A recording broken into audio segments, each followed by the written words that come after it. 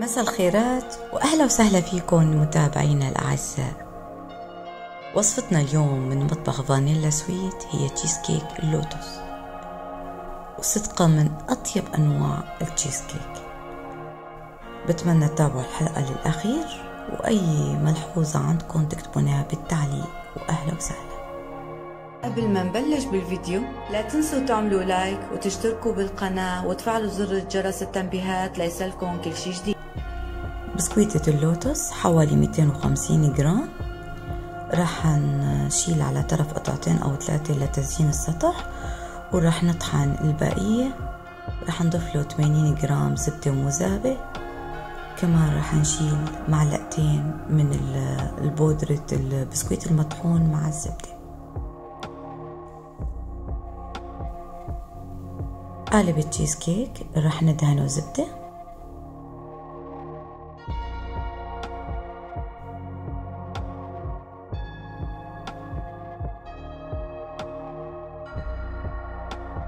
راح نضيف البسكويت المطحون ونشكل قاعدة التشيز كيك.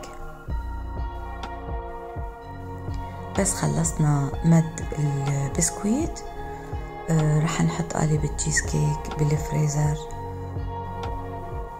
وراح نعمل الكريمة. بس خلصنا الكريمة منطالع قالب التشيز كيك من الفريزر ومنصب فوقه الكريمة.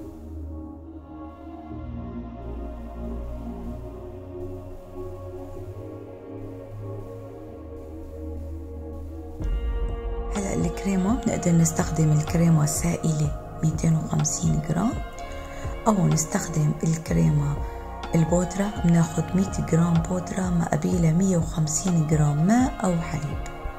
عندكم خيارين كيف بتحبوه بتقدروا تعملوا.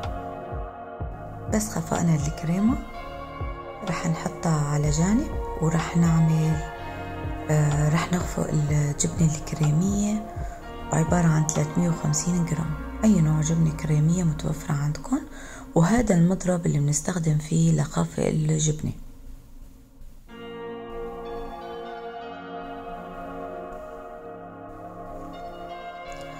بس صار شكل الجبنة كريمي، راح نضيف زبدة اللوتس. زبدة اللوتس عبارة عن 250 جرام.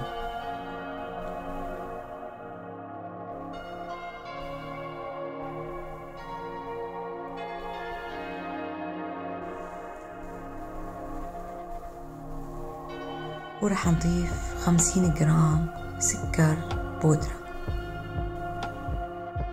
حاولوا ما تكتروا سكر البودرة لحتى ما يحلى التشيز كيك. 50 جرام كافي.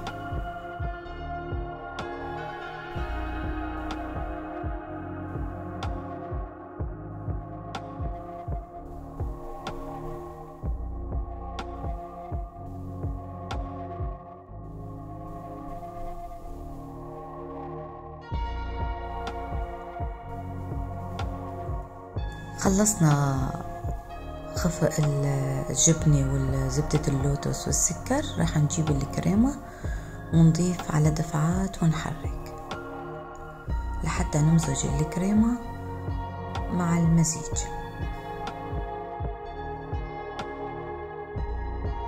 راح نضيفهم تقريبا على دفعتين أو 3 لحتى يختلطوا مع بعض.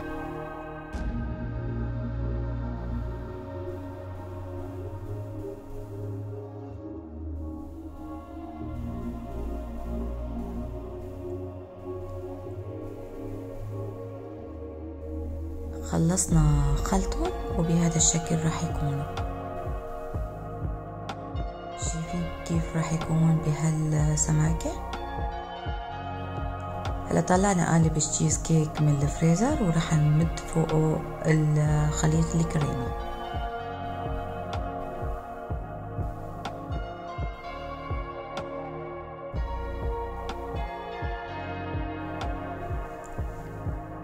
راح نحاول نمسده.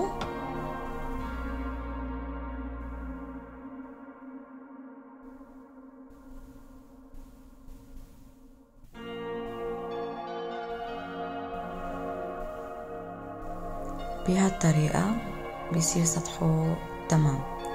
هلا رح نحطه بالبراد أقل شي 4 ساعات، وبعدها طلعناه من البراد رح نحاول نطلعه من قالب التشيز كيك.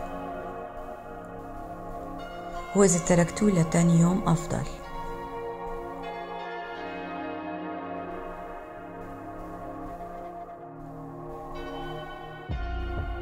طلعناه من قالب التشيز كيك وبدنا نزين السطح.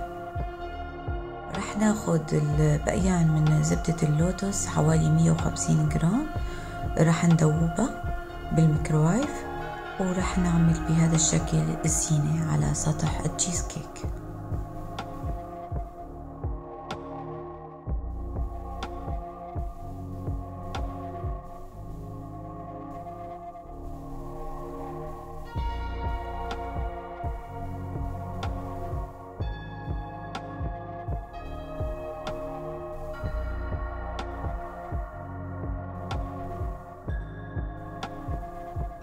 ورح نحط الكمية الباقية على سطح التشيز كيك.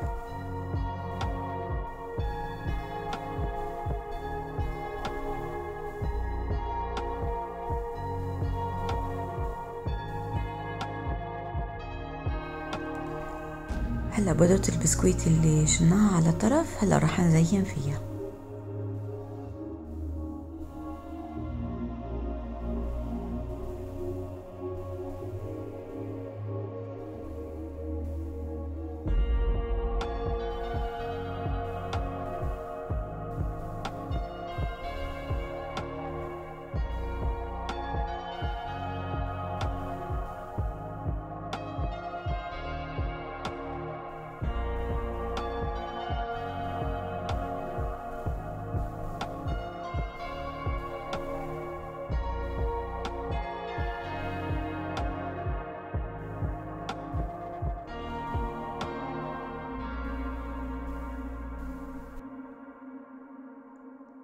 ملاحظين انه تزيين التشيز كيك بالبسكويت المطحون اللي شلناه على طرف عطى جمال للتشيز كيك.